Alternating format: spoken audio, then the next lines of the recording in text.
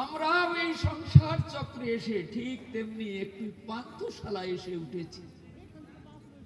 এখানে কেউ কারুর নয়, আর যে যার মতো চলে যাবে, কারুর সঙ্গে কারুর দেখা হবে না। এমনি করে অনন্তকাল ধরে আমরা এই দুঃখের পাথারে ভেসেই চলেছি। পাই না সাগরের কুল, এর কুল কোথায় তা খুঁজে পাই না। দেখুন, সেন শিবানন্দ সম্পর্কে শ্রীল কৃষ্ণদাস কবিরাজজি তার চৈতন্য চরিতামৃত গ্রন্থে সংসার কুলের একটা বর্ণনা দিয়েছেন। সেটিকে আমরা একটু আস্বাদন করলে বুঝতে পারবো এই সংসার সমুদ্রের কুল কোথায়। হ্যাঁ, দ্বীপের মহিমাটা কিন্তু আজকে বললাম না, কালকে আবার উনি পাঠ করবেন 5টা থেকে। আপনারা কেউ বিভিন্ন জায়গায় যাবেন না, ওনার পাঠ হয়ে গেলে আমি এই দ্বীপের মহিমা, এই যে আজকে যে দ্বীপটার কথা আমরা আস্বাদন করছি, এই দ্বীপটার নাম অন্তদ্বীপ। এখানে ব্রহ্মা ভজন করে গেছেন, কিভাবে ব্রহ্মা ভজন করেছেন, তিনি কাকে ভজন করেছেন, কিভাবে তাকে লাভ করেছেন, ইত্যাদি কথা হবে। হ্যাঁ, তো শুনুন আজকে সামান্য কিছু কথা, সামান্য কিছু কথা এই পরিক্রমা সম্পর্কে আমি বলছি। তো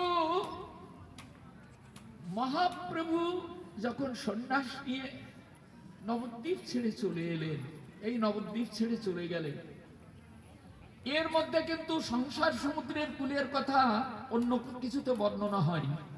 এই সংসার সমুদ্রের কূলের কথা আমরা সেই কূল পাওয়ার জন্য আজ নবদ্বীপে এসেছি। এই সংসার সমুদ্রের কূল খুঁজে পাওয়ার জন্য এই সাধু সঙ্গ আর এই নবদ্বীপ ধামে আগমন। যদি আমরা বুঝতে না পারি, যদি আমরা আস্বাদন না করতে পারি, তাহলে আবার আমাদের এমনি করে ঘূর্ণয়মান জীবন ঘুরতে ঘুরতে ঘুরতে ঘুরতে আবার কোথায় চলে যাব, 84 লক্ষ জনিদারের কোন জনিতে যাব, আবার কোথায় ভেসে যাব, তার কূল খুঁজে পাবো না। এই জন্য আমরা এই সংসার সমুদ্রের কূল পাওয়ার জন্য যে সমস্ত দৃষ্টান্তগুলি শাস্ত্রে বর্ণিত আছে, তার দুটি একটি আমি আপনাদের সামনে আসা। তো মহাপ্রভু যখন ওই সন্ন্যাস নিয়ে চলে গেলেন, সন্ন্যাসের পরে মহাপ্রভু পুরীধামে গেলেন। আপনারা জানেন সার্বভৌম ভট্টাচার্যকে উদ্ধার করলেন, তারপরে তিনি দক্ষিণ দেশে চলে গেলেন, সেইখানে 2 বৎসর কাটালেন। তারপর সেইখান থেকে রায় রামানন্দকে নিয়ে তিনি ফিরলেন। যখন গম্ভীরা এলেন, তখন নবদ্বীপের ভক্তগণকে খবর দেওয়া হলো প্রভু গম্ভীরায় এসেছে। নবদ্বীপের ভক্তরা তখন সব চলে এলো গম্ভীরায়। সব ভক্তরা যারা বিশেষ বিশেষ ভক্ত, এইটাকে সেন শিবানন্দ এই ভক্তগণকে সেবা করে নিয়ে এলেন। পথে পারের খরচা দিয়ে, খাবারের খরচা দিয়ে, তাবু ইত্যাদি নানান রকম পথে যত খরচা সেন শিবানন্দ দিয়েছে। সবাই এসে মহাপ্রভুকে গম্ভীরায় দর্শন করলেন। গম্ভীরায় যখন সমস্ত ভক্তরা এলেন, তখন মহাপ্রভু কি করলেন, নিজ হাতে চন্দন এবং মালা নিয়ে সকলের গলায় পরাতে লাগলেন, আর চন্দন দিতে লাগলেন, আর তাদের কুশল জিজ্ঞাসা করতে লাগলেন। হ্যাঁ, কুশল জিজ্ঞাসা করছেন একে একে একে একে। তখন সেন শিবানন্দ বসেছিল সবার পেছনে। ভক্তের স্বভাব কি? ভক্তের স্বভাব হলো দৈন্য। যার মধ্যে যত দৈন্য আসবে, জানবেন ভক্তি তার মধ্যে গিয়েই দাঁড়াবে। জল যেমন গড়াতে গড়াতে নিচু জায়গায় গিয়ে দাঁড়ায়, আরে পাহাড়ের চূড়ায় কি জল দাঁড়ায়? তাহলে নিচু স্থানে সেইখানে গিয়ে যেমন জল দাঁড়ায়, তেমনি এই ভগবৎ প্রেম রূপ যে জল, যে অশ্রুধারা, সেটি নিচের দিকে প্রবাহিত হয়। যখন আমরা নিজেকে দিনহীন, কাঙ্গাল, পতিত মনে করে গৌর গোবিন্দ চরণ কমলে নিজেকে সমর্পণ করে দিতে পারবো, সেই দিন জানবেন ওই প্রেমের স্রোত আপনাদের আমাদের প্রত্যেকের হৃদয় প্রবাহিত। সেই প্রেম। এবার সংক্ষিপ্ত ভাবে বলছি, প্রভু সকলের গলায় মালা পরাচ্ছেন, চন্দন দিচ্ছেন, সব কিছু দিলেন। এইবার পেছনে সেন শিবানন্দ বসা, ওই পেছনে গিয়ে সেন শিবানন্দের কপালে চন্দন দিচ্ছে, আর সেন শিবানন্দ কাঁদছে। হ্যাঁ, গলায় মালা পরিয়ে সেন শিবানন্দকে বলছেন, শিবানন্দ তুমি কেমন আছো? কেননা প্রভুর কৃপা কেন শিবানন্দের প্রতি, এত বৈষ্ণব সেবা করে নিয়ে এসেছে। হ্যাঁ, বৈষ্ণব সেবায় হয় সংসার তারণ। জানবেন, এই বৈষ্ণবের সেবাই সংসার পরিত্রাণ। আপনি সাধু বৈষ্ণবের সেবা করবেন না, শুধু নিজে নিজে খাবেন, পরিত্রাণ হবে না। বৈষ্ণব মহাপ্রভু বলেছেন, যিনি আমাদের উদ্ধার করতে এসেছেন, তিনি বলেছেন বৈষ্ণব সেবায় হয় সংসার তারণ। এই সংসার যদি পরিত্রাণ পেতে হয়, তাহলে আপনাকে বৈষ্ণবের সেবা করতে হবে।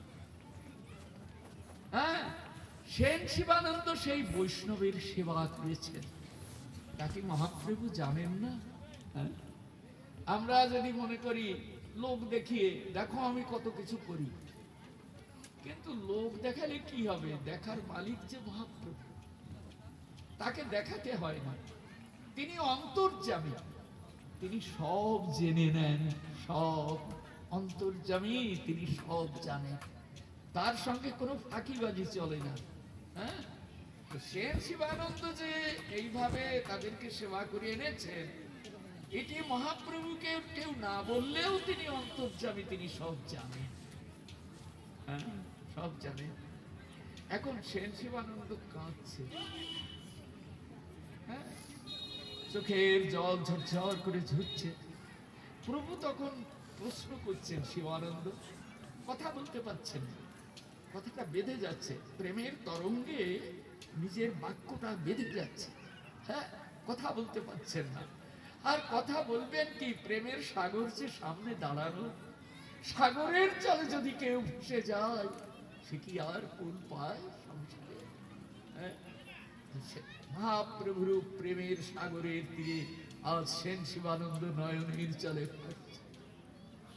এখন ওই প্রভু বলছেন, মানে মহাপ্রভু কেমন দেখুন, তিনি যেন বলতে চান, আমার প্রেমের ভক্ত যখন প্রেমের তরঙ্গে ভেসে যায়, তখন তার মুখ দিয়ে কোনো শব্দ জগতে প্রবাহিত হোক, এবং সেটা চিরতরে সমস্ত ভক্তের হৃদয় মন্দিরে একটা আলোড়ন সৃষ্টি করবার জন্য চিরতরে জাগ্রত।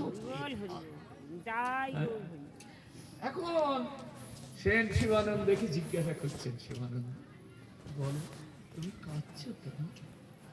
শিবানন্দ তখন কি বলছেন শুনুন, নিমজ্জিত অনন্ত ভবার্ণমন্ত ইষ্টিরামি মে কুলামি বাসি লব্ধ তথাপি লব্ধং ভগবান অনুদামি অনুত্তমং পাত্রমিদম দয়য়া। এই শ্লোকটার আমরা মানে করলেই বুঝতে পারি। এখন বললাম সংস্কৃত, সংস্কৃত তো সবাই বুঝে না, বাংলা মানে করলে তখন আমরা বুঝতে পারি। নিমজ্জিত অনন্ত ভবার্ণবন্ত, অনন্তকাল ধরে সংসার রূপ ভবসাগরে আমরা ভেসে চলেছি। ভাসছেন কিনা একবার চিন্তা করে দেখুন তো। এখন আপনার ঘর বাড়ি ঠিকানা আছে, আচ্ছা মরে যে যায় সে কোথায় যায়? কোথায় যায় বলতে পারবেন? তার ঠিকানা কোথায়? কেউ বলতে পারবেন না, সে এখন কোথায় চলে গেল। আপনারা আরো একটা কথা জেনে নিন, আরো একটা কথা, আপনার কত জন্ম হয়েছে তা কি আপনি জানেন? বলতে পারবেন আপনার কত জন্ম হয়েছে? কত জন্ম পরে আজ আমি এখানে এসে বসেছি? বলতে পারবেন? হ্যাঁ, আমি একসময় পুরাণ পড়েছি। হ্যাঁ, মহামতি বেদব্যাস তিনি লিখছেন, যখন সৃষ্টি হয়েছে তখন আপনার আমার প্রত্যেকেরই জন্ম হয়েছে। যখন সৃষ্টি হয়েছে, কেননা আমাদের এই যে দেহটা, এটা পঞ্চভৌতিক দেহ। 5টি উপাদান দ্বারা তৈরি করা। কি কি? ক্ষিতি, অপ, তেজ, মরুত্ব। হ্যাঁ, সবাই জানেন, এর মধ্যে অনেক বক্তাও আছেন, আপনারা সবাই জানেন, কিন্তু তা বলতে গেলে তো সব কথাই তো বলতে হয়। এখন এই যে দেহটা সৃষ্টি হয়েছে, এটাকে ব্রহ্মা চালাতে পারেননি। হ্যাঁ, এর মধ্যে একটা আত্মা আছে, ওই আত্মাটা যতক্ষণ এর মধ্যে থাকবে ততক্ষণ দেহটা চলবে, আর আত্মাটা যখন বেরিয়ে যাবে তখন ওই দেখুন ওই বলহরি বলতে বলতে নিয়ে চলে যাচ্ছে। হ্যাঁ, পুড়িয়ে ছাই। তাহলে আমাদের এই যে দেহটা, এই দেহটার মধ্যে আত্মা আছে। ব্রহ্মা সৃষ্টিকর্তা হলেও এই আত্মা ব্রহ্মা দিতে পারেনি। মহামতি বেদব্যাস পরিষ্কার উল্লেখ করলেন, ভগবানের মাথার যে চুল, ওই চুলের আগা কেটে ব্রহ্মার হাতে দিয়েছেন আর বলছেন এর একটাকে 10,000 খণ্ডে খণ্ডিত করো, যে চিক্কণ হবে তাই ওর মধ্যে ঢুকিয়ে দাও। ব্রহ্মা যখন ঢুকাতে লাগলেন তখন সব চলমান হতে লাগলো। নতুবা কিন্তু ওই মাটির প্রতিমা যার ভেতর থেকে বেরিয়ে যাচ্ছে তাকে আর এখানে কেউ রাখে না, পুড়িয়ে ছাই করে দিচ্ছে, অথবা মাটির তলায় দিয়ে দিচ্ছে, বা শরীর সমাধি দিয়ে দিচ্ছে, থাকতে পারছে কি? তাহলে এই ভগবান সৃষ্টির প্রারম্ভে আমাকে সৃষ্টি করেছে, আপনাকে সৃষ্টি করেছে। কোন জনিতে তা কিন্তু আমিও জানি না, আপনিও জানেন না সেদিন আমি কোন জনিতে ছিলাম। কেননা 84 লক্ষ জনিদার জীব ভ্রমণ করে বেড়াচ্ছে, 84 লক্ষ জনিদার ভ্রমণ করে বেড়াচ্ছে। আমিও ভ্রমণ করতে করতে জানি না কোন জনিতে ছিলাম। ঘুরতে ঘুরতে ঘুরতে ঘুরতে কোটি প্রাণ প্রিয় অবতার শ্রীকৃষ্ণ চৈতন্য মহাপ্রভুর অপার করুণায় আজ এই মনুষ্য শরীরের মধ্যে এসে উপস্থিত হয়েছে। ঘুরতে ঘুরতে এই মানুষের কর্তব্য কি? এই মানুষের কর্তব্য হলো ভগবত ভজন করা। যিনি আমাকে সৃষ্টি করেছেন তিনি আমাকে ভগবত ভজন করতে বলছেন। আপনি গীতায় দেখুন ভগবান বলছেন কিনা, মনমনা ভব, মানে মনে মনে আমাকে ভাবো। ভগবান নির্দেশ করছেন আমাকে, মনমনা ভব, মনে মনে আমাকে ভাবো। মদ ভক্ত, তুমি আর কারুর ভক্ত হতে যেও না, তুমি আমার ভক্ত হও। আত্মা দিয়েছি তোমাকে আমি, সেইটা ব্যবহার করছো আর খাচ্ছ, যাচ্ছ, সুখ স্বাচ্ছন্দ্য ভোগ করছো, মনে করছো নাতি আমার অনেক কিছু করে দেবে, আমার অমুক অনেক কিছু করে দেবে, এই আমার অনেক কিছু করবে। কেউ তোমার কিচ্ছু করবে না। পোড়ানোর সময় হয়তো একটু সঙ্গে গিয়ে পুড়িয়ে দিবে, কেউ কিচ্ছু করবে না। যদি কিছু করেন তবে যিনি সৃষ্টি করেছেন তিনি করবেন আমার ভালো মন্দ। সেই জন্য তিনি বলছেন মন মনা ভব, মনে মনে আমাকে ভাবো। মদ ভক্ত, যদি তোমার কারুর ভক্ত হতে ইচ্ছা হয় তবে আমি গোবিন্দ দাঁড়িয়ে আছি, তুমি আমার ভক্ত হও। মদ জাগি, যদি কাউকে তোমার ভজন করতে ইচ্ছা হয় তবে তুমি আমাকে ভজন করো। বুঝতে পারছেন কি? ভগবান নিজে বলছেন যার আত্মা আপনার মধ্যে আছে তাই এই পর্যন্ত এসেছেন। হ্যাঁ, তিনি আমাকে শোনাচ্ছেন আমার কর্তব্য কি। মদ জাদি মান নমস্কুরু, যদি কাউকে প্রণাম করতে ইচ্ছা হয় তবে ওই গোবিন্দকে তুমি প্রণাম করো। মামে বৈশ্য শ্রীযুক্তৈব আত্মানমৎপরায়ণ, এইভাবে তুমি যদি আমার সঙ্গে যুক্ত হতে পারো তাহলে আমার ভাব প্রাপ্ত হয়ে তুমি আমার নিত্য আনন্দময় ধামে ফিরে চলে যাও। ভগবান আমাকে নিতে এসেছেন। এই যে ভগবানের জন্য আমরা আজকে এই নবদ্বীপে এসেছি, ভগবানের কৃপা পাওয়ার জন্য এই নবদ্বীপে ভগবান আমাকে নিতে এসেছেন। আর কথা শুনবার জন্য আমাদের চিত্তটাকে একটু প্রলুব্ধ করতে হবে। বাড়িতে কত গল্প করি, কত আত্মীয়তা, কত কিছু ফুর্তি করি, কিন্তু তাতে আত্মার কল্যাণ হয় না। আর জানবেন আপনারা এসেছেন, প্রত্যেকে এসেছেন, আপনাদের পূর্ব জন্মের স্বীকৃতি আছে, তাই নিতাই গৌর টেনে নিয়ে এসেছে। তাই গৌর হরি বল হরি বল হরি বল। হ্যাঁ।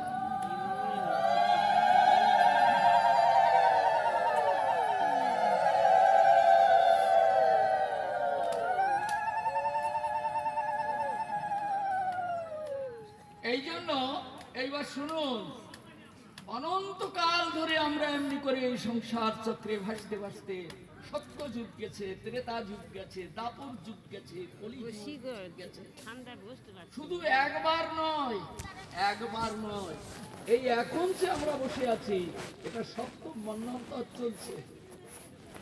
জানেন এই মন্বন্তর কাকে বলে? ৭১ চতুর্যুগে এক মন্বন্তর হয়। ৭১ বার যদি চতুর্যুগ যায় তাহলে এক মন্বন্তর হয়। এইরকম 14 মন্বন্তর এমনি করে যখন যাবে তখন আবার প্রলয় হবে, তারপরে আবার সৃষ্টি হবে। প্রলয়কালে ভগবান এই আত্মাগুলিকে বটের পাতার উপর রেখে ভাসিয়ে নিয়ে বেড়াবে। আবার যখন সৃষ্টি হবে তখন ওইগুলোকে আবার ঢুকাবে, কত সূক্ষ্ম দেখতে পাচ্ছে, আবার ঢুকাবে, আবার সৃষ্টি। হ্যাঁ, এই জন্য শাস্ত্রে কল্পের কথাও আছে। শুধু এই যুগে নয়, কল্পের কথা আছে। কতদিন কতকাল এই আত্মা শুধু জন্মাচ্ছে আর মৃত্যুর কোলে ঢেলে পড়ছে। এই জন্য সেন শিবানন্দ বলছেন নিমজ্জিত অনন্ত ভবার্ণবন্ত। দেখুন, একটা শ্লোককে যদি মানে করে বুঝাতে হয় তো আমার কিন্তু এক রাতেও কেটে যেতে পারে। হ্যাঁ, কারণ আমার বুদ্ধিসাধ্য তো নেই কিছু। ওই বলতে লাগলে তখন কোথার থেকে কি কি আসে আর কি আরম্ভ হয় সে আমি কিছু বুঝতে পারি না। তো নিমজ্জিত অনন্ত ভবার্ণবন্ত, আমি অনন্তকাল ধরে সংসার চক্রে ভেসে চলেছি। ওটা প্রত্যেকের মধ্যে নিয়ে নিন, আমিও ভেসে যাচ্ছি। এই আছি, হয়তো আর এক বছর থাকতেও পারি, নাও থাকতে পারি, আবার ভেসে চলে যেতে হবে। হ্যাঁ, আবার ভেসে চলে যেতে হবে। কার সংসার, কার বাড়ি, কার ঘর যদি আপনার হতো তাহলে ওখান থেকে বের করে নিয়ে যেতে পারতো কেউ? হ্যাঁ, এই জন্য বলেছি ওটা পান্থশালা। একটু বিশ্রাম করছেন, আবার এইখান থেকে যার যার জায়গায় যার যার পথে আবার হাঁটতে হবে। আবার চলো চলো, আবার চলো। কতকাল ধরে হাঁটবো? হ্যাঁ, কতকাল? সেই জন্য ভগবান নেমে এসেছেন। আর হাঁটতে পারছো না তো, তা আমার কথা শোনো, তাহলে আর হাঁটতে হবে। আমি তোমাকে একবারে পাক্কাপাক্কি ভাবে পার করিয়ে নিত্য আনন্দময় ধামে নিয়ে যাব, যেখানে জন্ম নেই, মৃত্যু নেই, শুধু পরমানন্দে ভরা। সেইখানে নিয়ে যাব। তো এই জন্য সেন শিবানন্দ মহাপ্রভু, দেখুন মহাপ্রভু দাঁড়িয়ে আছেন, তার সামনে সেন শিবানন্দ নয়নের জলের শ্লোক পাঠ করছে। নিমজ্জিত অনন্ত ভবার্ণবন্ত, হে প্রভু, অনন্তকাল ধরে এই সংসার চক্রে আমি ভেসে চলেছি। অনন্তকাল ইষ্টিরাবি মে কুলামি ওয়াসি লব্ধ, ভাসতে ভাসতে ভাসতে ভাসতে আজ আমি কুল খুঁজে পেয়েছি। শুনবেন কিন্তু ভালো করে, হ্যাঁ, এসব কথার দাম আছে। এসব ইষ্টিরামি মে কুলামি বাসি লব্ধ, নিশ্চিত আজ আমি কুলের সন্ধান পেয়েছি। তায়াপি লব্ধং ভগবান অনুদানী, আমি তার উপর, হ্যাঁ, মানে একজন দাতা ভগবানকে পেয়েছি। মানে যার মতো দাতা শিরোমণি জগতে কোনোদিন আসেননি, কোনোদিন আসবেন না, এমন একজন দাতা শিরোমণি আমি পেয়েছি। অনুত্তমং পাত্রমিদং দয়ায়া, যিনি উত্তম নয় তিনি তো অনুত্তম। অনেকে মনে করে না আমার মতো বড় কে আছে, আবার যারা বড় সাধু তারা মনে করে আমার মতো নিকৃষ্ট কে আছে। এরও বহু দৃষ্টান্ত আছে ভক্ত মানে, কিন্তু অল্প সময় সব তো বলা যায় না, আর একটা ফাটে অত কথা বলা হবে। অনুত্তম পাত্রমিদম দয়য়া। হে প্রভু, এই সংসার সাগরে ভাসতে ভাসতে আপনি আপনার ওই ভুবন ভুলানো চরণ কমল দুটি আমি লাভ করতে পেরেছি। এই চরণ দুটি হলো ভবসাগরের কুল। সেন শিবানন্দ বলে দিচ্ছেন, ওই যে মহাপ্রভুর চরণ কমল দুটি, ওই চরণ কমল দুটি হলো ভবসাগরের কুল। হ্যাঁ, স্থিরাবি মে কুলাবি বাস লব্ধ। আমি নিশ্চিত, আমি বুঝতে পেরেছি ওই চরণ দুখানি হলো ভবসাগরের কুল, কুলামি বাসি লব্ধ। হ্যাঁ, হে প্রভু, এই চরণ কমল যখন আমি পেয়েছি তখন আমার মনের মধ্যে সাহসের সঞ্চার হচ্ছে, আর তুমি হয়তো আমাকে ভাসিয়ে দেবে না। তাহলে মহাপ্রভুর চরণ কমল যদি কেউ আমরা পাই, তাহলে সে কুলির সন্ধান পাবে।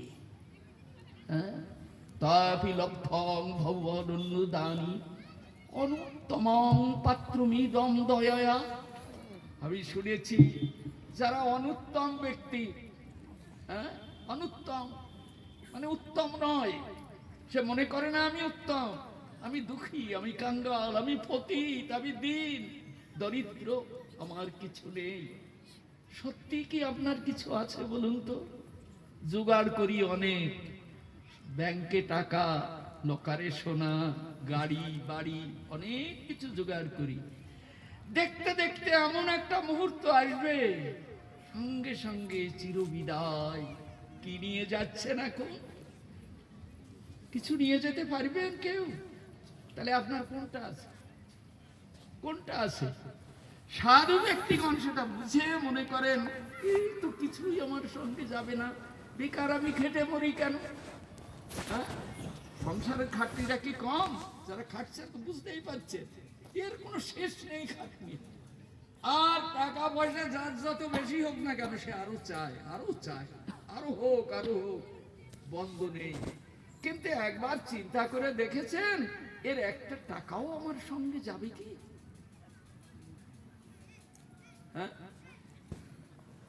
এই জন্য আমাদের এই সংসারে কিছু নেই। এই প্রকার মনে করে যারা গৌর গোবিন্দ চরণ কমলে নিজেকে সমর্পণ করেছেন, তারা সত্যিই অনুত্তম। তারা আর বলেন আমি উত্তম, কেননা আমার তো কিছুই নেই, সবই যে তার। তিনি আমাকে আত্মদান করেছেন, তিনি ব্রহ্মাকে দিয়ে 5টা উপাদান তৈরি করে আমার দেহটা গড়েছেন, সবই তো তিনি। তবে এই সংসার চক্রে আমাদের এত টাকার মোহ কেন? বলেন তাকে চিনতে পারি না বলে। যে তাকে চিনতে পেরেছে সে বলবে, প্রভু আমাকে তোমার কিছু দিতে হবে না, শুধু চাই তোমার ওই ভুবন ভুলানো চরণ। এই চরণই হলো সংসার সমুদ্রের কূল। ভাসিতে ভাসিতে জইছে কাঠতলায় তীরে। ভাসতে ভাসতে যদি কাঠ তীরে লাগে, তখন জানবে সে কুল পেয়ে গেল, আর তাকে ভাসতে হবে না।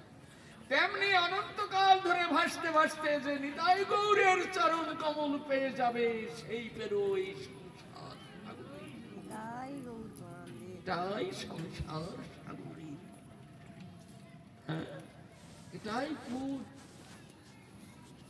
তাই আমরা আজ এই নবদ্বীপ পরিক্রমা করবার জন্য কোন জন্মের স্বীকৃতির পরিণতিতে নিতাই গৌর টেনে নিয়ে এসেছে আজ এই নবদ্বীপ পরিক্রমা করানো। এই জন্য প্রত্যেকের কাছে আমার বিশেষ নিবেদন থাকবে, আপনারা যখন এসেছেন তখন একটু কষ্ট করুন। আগে মুনি ঋষিরা কত তপস্যা, ধ্যান, সাধন ইত্যাদি করে যে চরণ কমল মিলাতে পারত না, কত তপস্যা। আরে বাবা ভোলানাথ কৈলাসী কি কত তপস্যা করে শুনেছেন তো তার কথা? যদি না শুনে তাকে শুনতে পাবেন, দেখবেন তার কথা। ব্রহ্মা কি কম তপস্যা করেন? তিনি ব্রহ্মলোকে বসে কিন্তু ওই চরণ কমল বিলাতে পারেন না।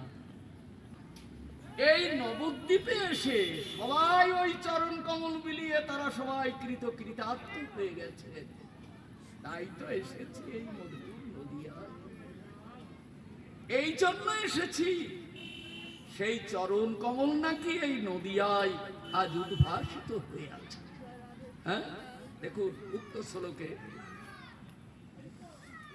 নবীন শ্রী ভক্তি নব কনক গৌরাকৃতিপতি। এই যে আজকে মহাপ্রভু যে ভক্তি আজকে নিয়ে জগতে এসেছেন, কালকে সময় পেলে মহাপ্রভু সম্পর্কে আমরা আগে একটু আস্বাদন করে নেব, কেননা মহাপ্রভুকে সবাই বুঝেন।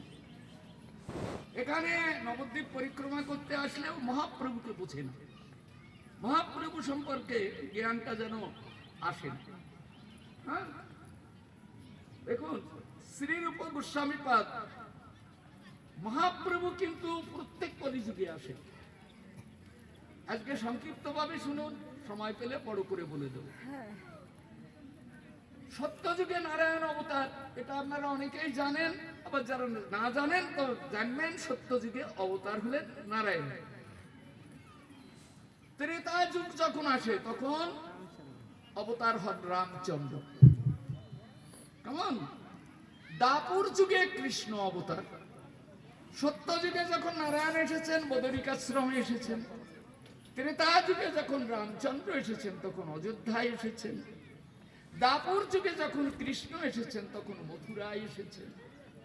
কলিতে যখন গৌরাঙ্গ এসেছেন তখন এই নদিয়ায় এসেছেন। কেমন?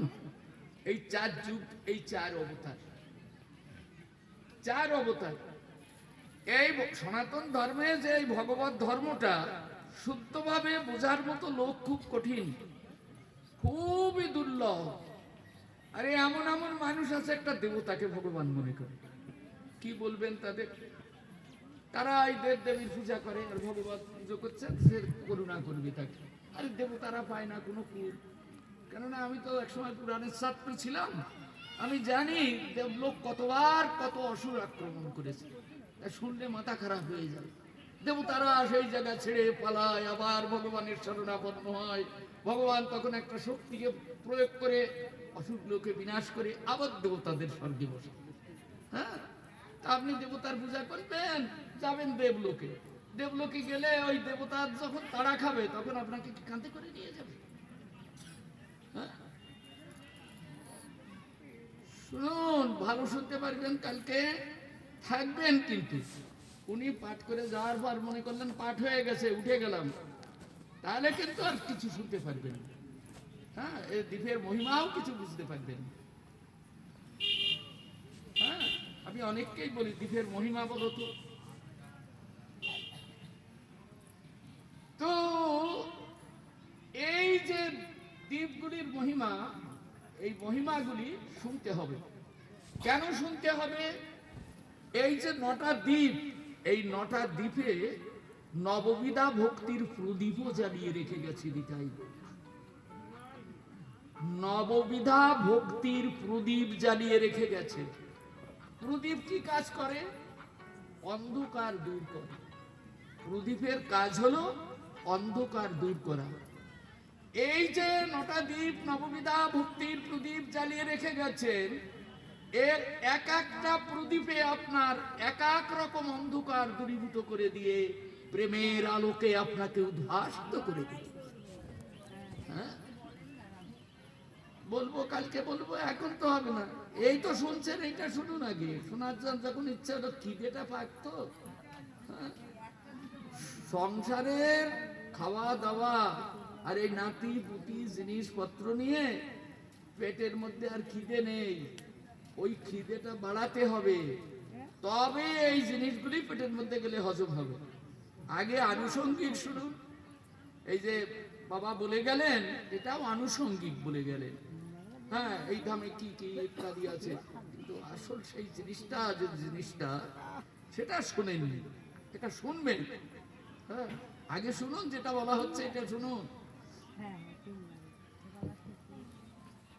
তো এই যে 4 জন 4 যুগের অবতার, এখনো যদি আপনাকে জিজ্ঞাসা করি সনাতন ধর্মের ভগবানকে, আপনি কি উত্তর দেবেন বলুন? আমাদের এই সনাতন ধর্মের ভগবানকে কি বলবেন? হ্যাঁ, গৌরাঙ্গ মহাপ্রভু। কেন নারায়ণ ভগবান না? হ্যাঁ, নারায়ণ ভগবান না?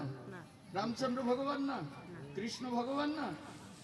তাহলে শুধু গৌরাঙ্গ মহাপ্রভুকে বলছেন কেন? বরাহ কুর্ম বলিতে গৌরাঙ্গ, বরাহ কুর্ম নৃসিংহ বামন মৎস্য বিষ্ণু আদি, বিষ্ণু 16 প্রকার হয়। শুনেন তো নি? এ বহু বহু বহু দূর, বহু দূর। তো এই যে ভগবান কত, কেউ কেউ তো বলে বাবা ভোলানাথ হলো সব থেকে বড় ভগবান, সব থেকে। এই এই বাবার তিথি গেল, সব বড় ভগবানের কাছে গেছে। এখন বলুন কাকে কে বুঝাবে? এই তো আমাদের সনাতন ধর্ম, আমরা সবাই তো হিন্দু। বাবা ভোলানাথ কি স্বয়ং ভগবান? হ্যাঁ, হ্যাঁ, ভগবানের ভক্ত না। বাবা ভোলানাথ অষ্টম ভগবান, 7 জন ভগবানের পরে বাবা ভোলানাথ। শুনলেন কথা? কি বলবো আমি, কতক্ষণ আপনাদের আটকায় রাখবো? তাই বলুন, অনেক কথা তো এই সনাতন ধর্ম সম্পর্কে শুনতে গেলে অনেক কথা, কিন্তু অতক্ষণ তো ধৈর্য আপনাদের থাকবে না। আমাদের এই সনাতন ধর্মে ভগবান একজন, যা আপনি শ্রীমদ্ ভাগবতে পাবেন, অন্য জায়গায় পাবেন না। কেন পাবেন না? স্বয়ং ভগবান জগতের বুকে আসেননি, সেই জন্য তার কথা লেখা হয়নি। ভগবানের অবতারের কথা পাবেন, বেদ পুরাণ উপনিষদ স্মৃতি শ্রুতি ভরে ভগবানের এক এক ভগবান এক এক অবতারের কথা লেখা আছে। কিন্তু স্বয়ং ভগবানের কথা শ্রীমদ্ ভাগবতে বর্ণিত আছে। মহামতি বেদব্যাস তখন লিখেছেন, কৃষ্ণস্তু ভগবান স্বয়ং। কৃষ্ণই হলেন স্বয়ং ভগবান। আবার আপনারা কি জানেন কৃষ্ণ 2 জন? তা কেউ জানে? তা হয়তো অনেকেই জানেন না যে কৃষ্ণ 2 জন। এই যে কৃষ্ণ স্বয়ং ভগবান, তিনি গোলকে থাকেন, তিনি নামেন না। ওই গোলকে বসে থাকেন, তিনি যুগে যুগে অবতার পাঠান। বুঝলেন? ভালো করে যারা লেখাপড়া জানেন ভালো করে একটু বুঝে শুনবেন ভালো করে। স্বয়ং ভগবান কৃষ্ণ গোলকে থাকেন, তিনি বৈকুণ্ঠেও আসেন না।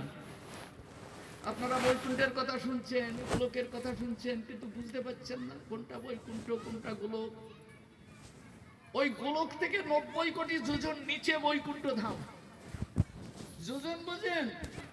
2 মাইলে 1 ক্রোশ হয়, 4 ক্রোশে 1 যোজন হয়। 90 কোটি যোজন নিচে বৈকুণ্ঠ ধাম। সেইখানে ভগবান বসে আছেন, ওখান থেকে নামেন না, অবতার পাঠান। হ্যাঁ, এই অবতার কি করে পাঠান তা জানেন? তাও জানেন না। অবতার কি করে পাঠান, অবতীর্ণ হয় কি করে? যুগে যুগে একজন আসলো আর চলে গেল, কে পাঠালো তাকে? যদি নারায়ণ স্বয়ং ভগবান হয়ে থাকে তা পরের বারবার রামচন্দ্রকে পাঠালো কেন? স্বয়ং ভগবান তো আবার আসতে পারে। তা না, বৃন্দাবন দাস ঠাকুর তার চৈতন্য ভাগবত পড়ে দেখুন। চৈতন্য ভাগবত পড়বেন, ভক্ত হতে গেলে চৈতন্য ভাগবত পড়তে হয়। চৈতন্য ভাগবতে এই বৃন্দাবন দাস ঠাকুর ইনি হলেন মহামতি বেদব্যাস। চৈতন্য ভাগবত না, যেটা বৃন্দাবন দাস ঠাকুরের লেখা, উনি মহামতি বেদব্যাস। হ্যাঁ, উনি এই গৌরলীলায় এসে এই চৈতন্য ভাগবত রচনা করেছেন। আর বেদ পুরাণ উপনিষদ স্মৃতি শ্রুতি হাজার হাজার তিনি লিখেছেন, তার কোনো অন্ত নেই। কিন্তু এইবার এইটা লিখে বলছেন কি জানেন? এইটা লিখে, না তপভি, তপস্যায় ভগবানকে পাওয়া যায় না। এতদিন কিন্তু তপস্যা ছিল, মুনি ঋষিরা কত তপস্যা করেছে, পুরাণে পাওয়া যায়। আমি নিজে পড়েছি, পড়ে নাম্বার নিতে হয়েছে। হ্যাঁ, কত তপস্যা করেছে মুনি ঋষিরা, কত তপস্যা তার কোনো অন্ত নেই। বায়ু ভক্ষণ করে তপস্যা করেছে, মাটির তলায় ঢুকে গেছে, তবুও তপস্যা করেছে। এইবার লিখছেন ন তপুভি, তপস্যায় ভগবানকে পাওয়া যায় না। ন বেদৈশ্য, বেদ পাঠ করে ভগবানকে পাওয়া যায় না। ন তপুভি ন বেদৈশ্য জ্ঞানেনাপি কর্মণা, কোন জ্ঞানের দ্বারা ভগবানকে পাওয়া যায় না, কোন কর্মকাণ্ড দ্বারা ভগবানকে পাওয়া যায় না। তাহলে ভগবানকে কি করে পাওয়া যায়? হরির হি সাত্যতে ভক্তা প্রমাণ তত্ত্ব গোপিকা। ভগবানকে পেতে গেলে নির্বিচারে নিজেকে ভক্ত হতে হবে। ভক্ত কার ভক্ত? কালী ঠাকুরের ভক্ত হলে কৃষ্ণ মিলবে না, শনি ঠাকুরের ভক্ত হলে কৃষ্ণ মিলবে না, কৃষ্ণের ভক্ত হতে হবে তবেই কৃষ্ণ মিলবে। বুঝলেন? কৃষ্ণ ভক্ত হতে হবে। হরির হি সাধ্যতে ভক্তা প্রমাণম তত্র গোপিকা, গোপিকা তার প্রমাণ, মানে ওই গোপীরা কৃষ্ণ ছাড়া কিছু জানত না, ওই গোপী হলো তার প্রমাণ।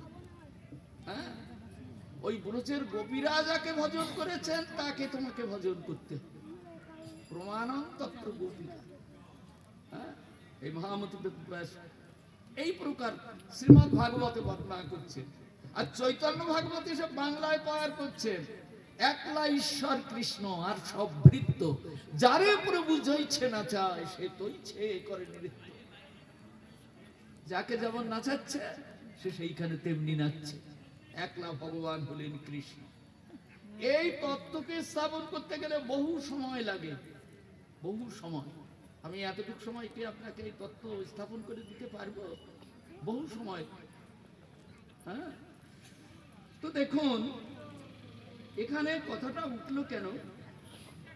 নবীন শ্রী ভক্তি নব কনক গৌরাকৃতি পুঁথি। হ্যাঁ, নবীন শ্রী ভক্তি, নবীন মানে নূতন। এই নবদ্বীপে যে ভক্তিটা, এই ভক্তিটা হলো নূতন, নূতন ভক্তি। এই যে তারা লিখেছে না, এই শব্দগুলোকে ঠেলবার ক্ষমতা তো জগৎ সংসারে কারুর নেই। তার সেখানে লিখছেন নবীন শ্রী ভক্তি নব কনক গৌরাকৃতি পতি। পতি মানে এখানে প্রভু।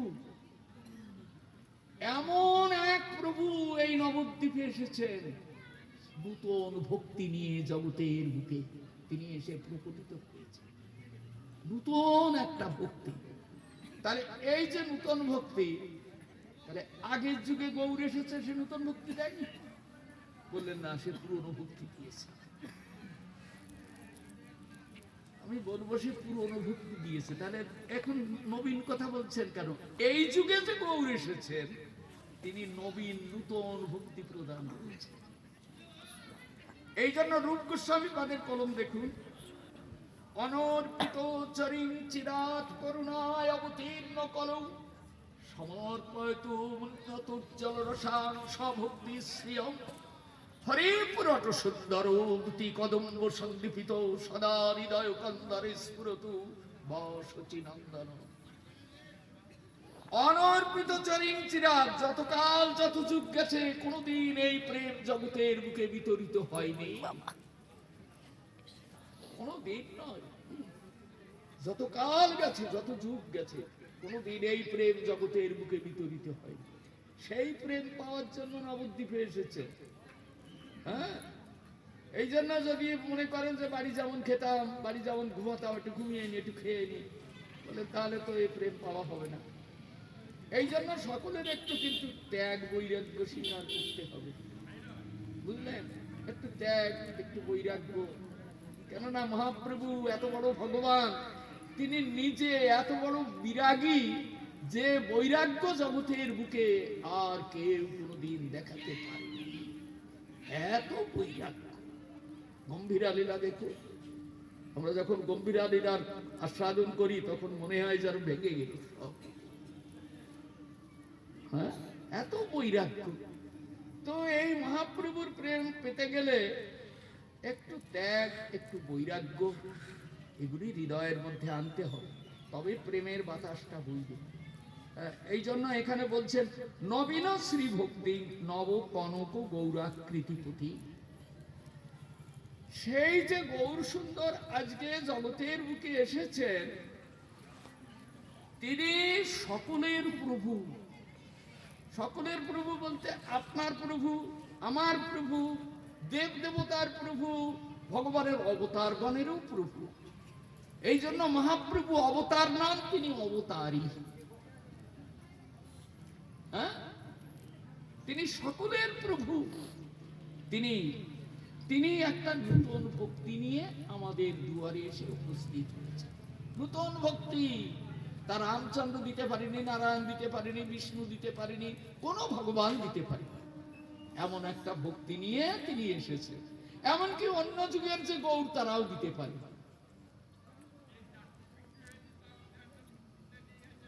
তাহলে এই কথায় কি বুঝলেন? অন্য যুগে যে গৌর এসেছে, আজকের যে গৌর এসেছে, সেই গৌর এক নয়। এইবার তাহলে শুনুন, এগুলো বলতে গেলে একটু বস্তা খুলতে হয়, কিন্তু অত টাইম তো নেই। তো অন্য যুগে যে অবতাররা এসেছে, তারা কেউ স্বয়ং ভগবান নয়, কেউ স্বয়ং ভগবান নয়। ওরা কারা জানেন কি? সৃষ্টি তত্ত্ব পড়তে হবে তাহলে আপনাকে। সৃষ্টি তত্ত্ব শুনেছেন? সৃষ্টি তত্ত্ব বলে তত্ত্ব আছে। কিভাবে সৃষ্টি হলো আপনারা নিশ্চয়ই শুনেছেন, অনাদির আদি গোবিন্দ সর্ব কারণ কারণ। অনাদির আদি, যার কোনো আদি নেই, অন্ত নেই, তার উপরে ঊর্ধ্বে গোবিন্দ বসে আছে। ওনাকে কেউ সৃষ্টি করেনি। অনাদির আদি গোবিন্দ, সমস্ত জগতের কারণের কারণেই হলেন ওই গোবিন্দ। তিনি কোথায় থাকেন? তিনি ওই গোলকে বসে থাকেন। হ্যাঁ, আর চৈতন্য ভাগবত পড়লে আপনি জানতে পারবেন, কৃষ্ণের দ্বিতীয় বিগ্রহ বলরাম, ইহা বই আর কেহ নাই। ওই কৃষ্ণ থেকে একটা অবতার প্রকটিত হয়েছে, তিনি হলেন বলরাম। তাহলে কৃষ্ণের থেকে একটা অবতার প্রকটিত হয়েছে, তিনি হলেন বলরাম। কৃষ্ণের দ্বিতীয় বিগ্রহ বলরাম, কৃষ্ণ থেকে আরেকটা বিগ্রহ প্রকটিত হয়েছে, তিনি হলেন বলরাম। ইহা বই আর কেহ নাই। তাহলে আর যত আছে, কারুর নাম ওর সঙ্গে আর যোগ করবেন না। বুঝতে পারলেন? অঙ্ক কষতে হবে, আর কাউকে যোগ করা যাবে না। তাহলে বলরাম, বলরামকে ভগবান সৃষ্টির ভার দিলেন। প্রথমে সৃষ্টি তত্ত্বে আছে, পড়তে গেলে ওই সৃষ্টি তত্ত্ব পড়তে হবে। এখন বলরামকে সৃষ্টির ভার দিয়ে নামিয়ে দিলেন। গোলক তো অনেক উপরে, আর সব সৃষ্টি হয়েছে নিচের দিকে। বলরাম 90 কোটি যোজন নেমেছেন। ওই যে যোজন বললাম না, 8 মাইলে 1 যোজন হয়, 90 কোটি যোজন নেমেছে। তখন বলরাম ভগবানের শরণাপন্ন হলেন, প্রভু আমি যে হারিয়ে গেলাম, কোথায় আমি এলাম? তখন ভগবানকে চিন্তন করতে লাগলেন। চিন্তা করলে জানবেন, ভগবানকে চিন্তা করলে সমস্ত বিপদ দূরীভূত হয়ে যায়। ওই যে গুলোকে যে ভগবান বসে আছেন না, ওকে যদি আপনি চিন্তা করতে পারেন, তাহলে আপনার সমস্ত বিপত্তি দূর হয়ে যাবে। অন্য কাউকে ডাকলে হবে না, অন্য সকলের ঘাড়ে বিপদ চাপানো আছে। বিপদ থেকে পরিত্রাণের জন্য ওই বিপদ হারি গোবিন্দই আছে, আর কেউ নেই। হ্যাঁ, ওই গোলকে বসে আছেন তিনি। তার থেকে এই অবতার বলরাম প্রকটিত হয়ে যেখানে এলেন, এখন যেখানে এলেন 90 কোটি যোজন নেমে এসেছেন। ওইখানে এসে তখন বলছেন, আমি তো হারিয়ে গেলাম প্রভু, আমি এখন কোথায় যাব? কৃপা করুন প্রভু। তখন ওই চোখ বুজিয়ে ভগবানকে স্মরণ করছেন তিনি। বিপদকালে বলরাম স্মরণ করছেন। এটাও কিন্তু শ্রীজীব গোস্বামীপাদের টিকায় এটা আছে। বলছেন দেখুন, ওই বলরাম পর্যন্ত ভগবানকে স্মরণ করছে। ওই দেখুন, বলরাম পর্যন্ত কৃষ্ণকে স্মরণ করছেন। কৃষ্ণ এমন করুণাময়, তাকে যদি কেউ স্মরণ করে, তাহলে স্মরণকারীর সমস্ত বিপদ থেকে তাকে তিনি পরিত্রাণ করেন। হ্যাঁ, করেছেন না দ্রৌপদীকে? হ্যাঁ, এইরকম বহু বহু দৃষ্টান্ত আছে। ভগবানের স্মরণ নিলে সমস্ত বিপত্তি থেকে পরিত্রাণ লাভ করা যায়। শ্রীমদ্ ভাগবত বলছেন, রক্ষিতি ইতি বিশ্বাসু কার্যা। ভগবান আমাকে রক্ষা করবেন, এটিতে বিশ্বাস থাকলে ভগবান রক্ষা করবেন। হ্যাঁ, তো এইভাবে বলরাম যখন শরণ নিলেন, তখন বলরামের উদ্দেশ্য কি ভগবান বুঝলেন যে একা আর পাচ্ছেন না, এখন লোকের দরকার। তখন বলরাম চোখ খুলে দেখেন তার শ্রীঅঙ্গ থেকে 4টি বিগ্রহ প্রকটিত হয়ে দাঁড়িয়ে আছে। আজকে বেশি দূর বলবো না, অল্প অল্প বলে আমি ছেড়ে দেবো। 4টি বিগ্রহ প্রকটিত হয়ে দাঁড়িয়ে আছে। এই 4টি বিগ্রহ কে কে জানেন? বাসুদেব, শঙ্কর্ষণ, প্রদ্যুম্ন, অনিরুদ্ধ। এই বলরামের মধ্য থেকে 4 জন প্রকটিত হয়েছে। বাসুদেব, শঙ্কর্ষণ, প্রদ্যুম্ন, অনিরুদ্ধ। শুনুন, ঘুমালে কিন্তু এই তত্ত্ব কথা বা এই সমস্ত বিশদ কথা এগুলি জানা যায় না। এগুলি জানতে গেলেও একটু ধৈর্য ধরতে হয়, শুনতে হয়। না শুনলে সে কিছু বুঝতে পারে না। এটা ধরুন একটা ক্লাস, বুঝেছেন? আমি যদি কিছু বক্তৃতা করে উঠে গেলাম, কিন্তু কিছু ধরতে পারবেন না, মাথার মধ্যে নিলেন, ওই আর একটু পরে আবার খাওয়া দাওয়ার সঙ্গে সঙ্গে মিশে যাবে। কিন্তু এই তত্ত্ব কথা জিনিসগুলো যদি মাথার মধ্যে নেন না, তা আপনার একটা জ্ঞানের সঞ্চার হবে। হ্যাঁ, এই জন্য এগুলো একটু ধৈর্য ধরে শুনতে হবে। এই 4টি বিগ্রহ যখন প্রকটিত হলো, বাবা যেমন ছেলের খবর জানে আমার কোন ছেলেটা কেমন, তেমনি বলরাম এই 4 জনের ভাবটা বুঝলেন। বুঝে বলরাম কি করলেন? দ্বিতীয় যে শঙ্কর্ষণ, তাকে নামিয়ে দিলেন। শঙ্কর্ষণকে নিচের দিকে নামিয়ে দিলেন, যাও তুমি নিচের দিকে নেমে যাও। শঙ্কর্ষণ মানে কি? যারা আকর্ষণী ক্ষমতা আছে, তিনি হলেন শঙ্কর্ষণ। জানেন, অনন্ত কোটি বিশ্ব ব্রহ্মাণ্ড, এর প্রত্যেকগুলিকে এই শঙ্কর্ষণ আকর্ষণ করে ধরে রেখেছে, তাই একটাও পড়ে না। আবার শঙ্কর্ষণ যেদিন ছেড়ে দেবে, সেদিন সবগুলো জলমগ্ন হয়ে যাবে। এই শঙ্কর্ষণকে নামিয়ে দিলেন, যাও সৃষ্টির মাধ্যমে। শঙ্কর্ষণ তখন নেমে এসে দেখেন ওই বৈকুণ্ঠের পাদদেশে তলার দিকে এসে দেখেন বিরাট সাগর হয়ে যাচ্ছে। হ্যাঁ, ওই সাগরের তটকে বলা হয় পরম বোম। যারা পড়াশোনা করেন তারা বুঝবেন, এইসব নামগুলি আছে, তখন বুঝবেন যে এই কি কথা বলা হলো। ওকে বলা হলো পরম বোম। ওই তট, সেই সাগরের তট মানে কূপ, মানে সাগরের মধ্যে নামতে গেলে যেমন বালির চর, এইরকম ওই তট হলো পরম বোম। তারপরে কিছু এগিয়ে দেখেন বিরাট সাগর গর্জন করে চলেছে, বিরাট সাগর গর্জন করে চলেছে। এখন শঙ্কর্ষণ চিন্তা করলেন, আমার তো আকর্ষণী ক্ষমতা আছে, কিন্তু আমি যদি এই সাগরের মধ্যে নেমে যাই, তাহলে তো সাগরের জল আমাকে ভাসিয়ে নিয়ে চলে যাবে, আমি ধরবো তো। না ধরে কি কিছু আকর্ষণ করা যায়?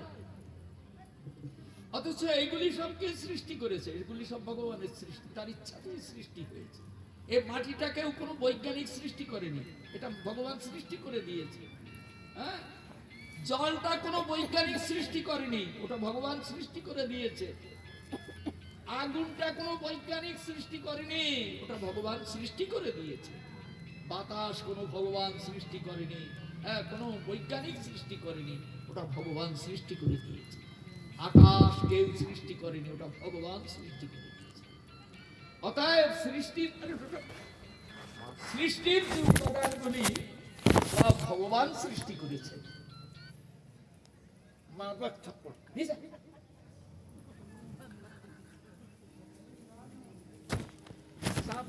বন্ধ করে দেবে, এখন আমার লোকের সঙ্গে কথা বলার সময় আছে নাকি?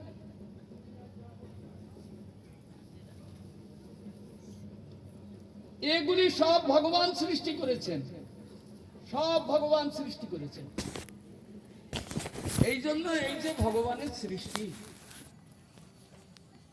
ভগবান ওই গোলকাধিপতি ভগবান সব সৃষ্টি করে দিয়েছেন সব। এইবার বলরামের ভিতর থেকে এই দেখুন কিরকম অবতার। আমি অল্প কথায় আপনাদের একটু বলে যাব, অনেক কথাই, অনেক সৃষ্টি তত্ত্বটাকে একদিন দুই দিনে প্রকাশ করা যায় না, এটা অনেক বড় সাবটার আছে। তারপরে কিভাবে দেবতারা সৃষ্টি হলো, হ্যাঁ, কোন দেবতা কোথা থেকে এলো, এ সবই আছে, সব পাওয়া যায়, সব পাওয়া যায়। তো এই যে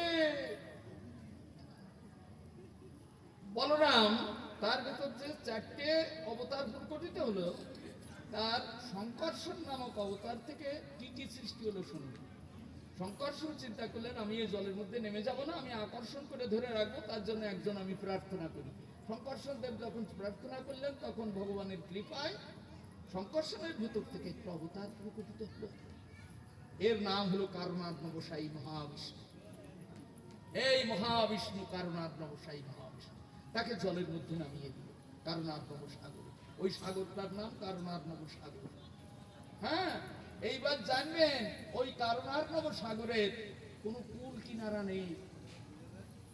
অফুরন্ত জল আর ঢেউ আর বিরাট বিরাট হাঙ্গর, হ্যাঁ, বড় বড় কুমির, বিভিন্ন রকম জলজন্তুকে ভরা। ও সাগরে আপনি কোনোদিন পার হতে পারবেন না। আর এই সাগর পার হওয়ার জন্য কোনো নৌকাও তৈরি হয়নি। হ্যাঁ হ্যাঁ, এইবার এই সাগর আপনি কি করে পার হবেন বলুন?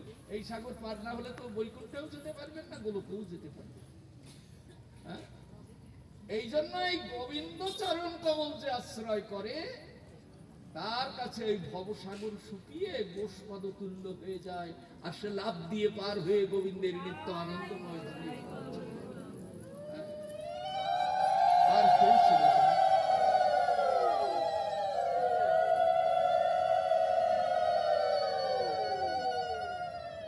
তো শুনুন, এই যে অল্প কথায় বলে দিই, আমার কথা শুনলে এখান উঠতেও পারবে না, সারা রাতের খাওয়াও হবে না, অতএব আমি সংক্ষেপে। আচ্ছা শুনুন, অল্প আমি ছেড়ে দিচ্ছি। এই কারণার্ণবসায়ী বিষ্ণু, হ্যাঁ, যিনি এই কারণার্ণবসায়ী বিষ্ণু, সংকর্ষণ থেকে যিনি প্রকটিত হলেন কারণার্ণবসায়ী বিষ্ণু, তিনি মায়াতে ইক্ষণ করে, ইক্ষণ মানে দৃষ্টিপাত, মায়া, মায়া হলো ভগবানের ছায়া। ছায়ার সঙ্গে আমাদের কোনো সম্পর্ক আছে? দেখুন, আলোর কাছে গেলে পেছনে একটা ছায়া পড়ে, ওর সাথে কোনো সম্পর্ক আছে? এই জন্য মায়ার সঙ্গে ভগবানের কোনো সম্বন্ধ নেই। ওই মায়াতে কারণার্ণবসায়ী বিষ্ণু ইক্ষণ করায় মায়ার গর্ব হলো, এবং মায়ার থেকে একটা ডিম এসে এসে পড়তে লাগে। এই ডিমগুলি হলো সব ব্রহ্মাণ্ড, এখান থেকে ব্রহ্মাণ্ডের সৃষ্টি হয়েছে। আমরা সব থেকে ছোট ব্রহ্মাণ্ডে আছি। ভাগবতের দশম স্কন্ধের ত্রয়োদশ অধ্যায় পড়ে দেখবেন, আমরা সব থেকে ছোট ব্রহ্মাণ্ডে আছি। আমাদের ব্রহ্মাণ্ডের ব্রহ্মার মাত্র 4টে মুখ। এমন এমন ব্রহ্মাণ্ড আছে যে ব্রহ্মাণ্ডের ব্রহ্মার 10,000 পর্যন্ত মুখ আছে। হ্যাঁ, আমরা সব থেকে ছোট্ট ব্রহ্মাণ্ডে আছি। আবার এই ব্রহ্মাণ্ডের 14টি করে তল হয়। আমরা আছি 8ম তলে। এর উপরে 7টা তল আছে, অত এর উপরে 7টা তল আছে। কি? ভূপলোক, স্বর্গলোক, মহলোক, জনলোক, তপলোক, সত্যলোকে ব্রহ্মা বসে আছে। আর নিচে, এর তলের নিচে, ভূলোকের নিচে অতল, বিতল, সুতল, তলাতল, রসাতল, মহিতল, পাতাল, এরকম 14 ভুবন বলে। 14 ভুবন, এক একটা ব্রহ্মাণ্ডে এরকম। হ্যাঁ, এসব মনে রাখতে পারবেন আর কত শুনবেন। তো এই রকম ব্রহ্মাণ্ড ওই কারণার্ণবসায়ী মহাবিষ্ণু মায়াতে ইক্ষণ করে সব সৃষ্টি করেছে।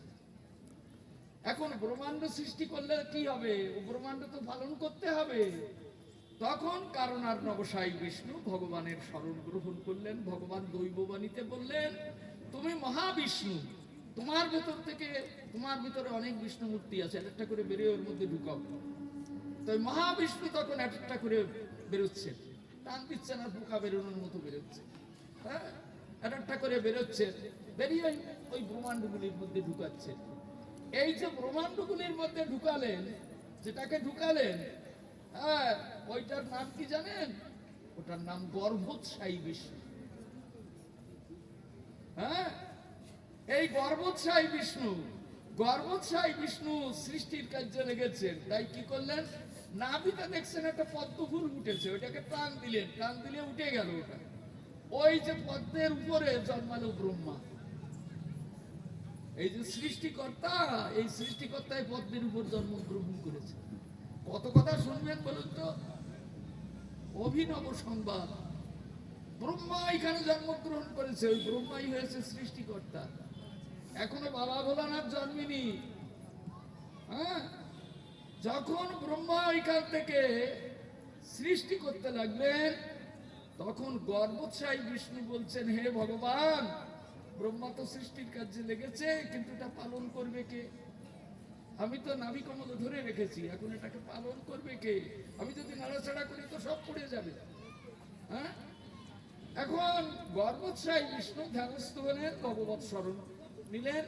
শরণ নেওয়ার সঙ্গে সঙ্গে তার ভেতর থেকে একটা বিষ্ণু মূর্তি আর একটা লক্ষ্মী মূর্তি প্রকটিত হল। হ্যাঁ, কোথায় তারা? বলেন ওই যে ক্ষীরোদ সাগরের মধ্যে দেখেছেন তো, নারায়ণ ভাসছে, অর্থাৎ চরণ সেবা করছে লক্ষ্মী। ওই গর্ভোৎসাহী বিষ্ণু থেকে ওই ওই বিষ্ণু সৃষ্টি হয়েছে। গর্ভোৎসাহী বিষ্ণু থেকে ক্ষীরোৎসাহী বিষ্ণু সৃষ্টি হয়েছে।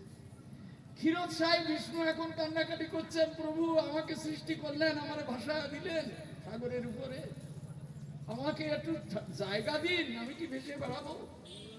তখন ওনার ভজনের দ্বারা আর একটা মূর্তি প্রকটিত হলো, তার নাম হলো অনন্ত দেব। অনন্ত প্রাণ বিস্তার করে প্রকটিত হয়ে বলছেন, প্রভু আমি কি সেবা করব? বলেন আমি ভেসে যাচ্ছি, আমাকে একটু বাঁচাও।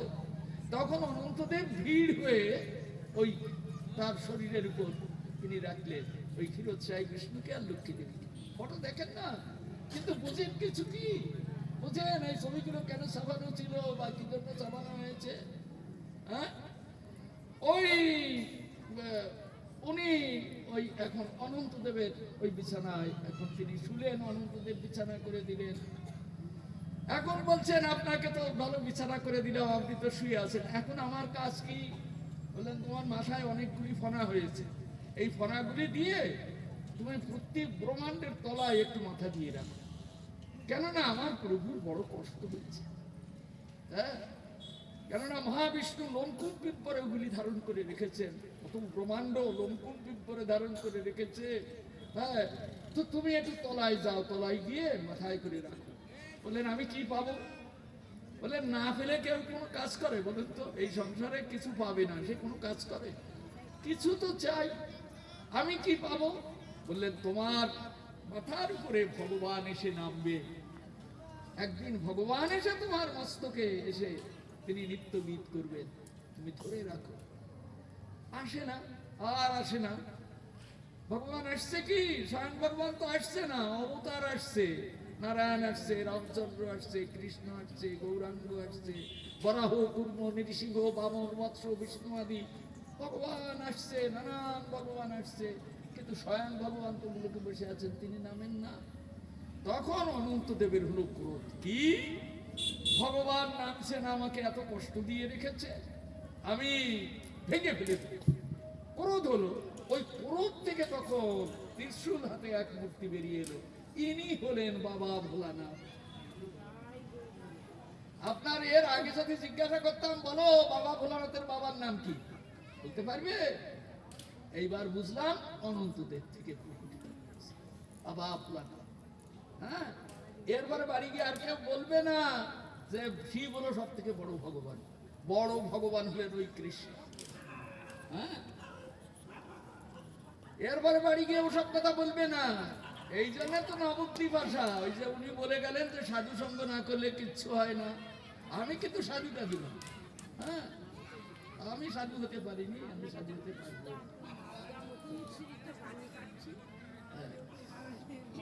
আমাকে কখনো সাধু বুদ্ধি করবেন না, আমি সাধুতে দেব। তো ওই যে ভগবান, হ্যাঁ, তিনি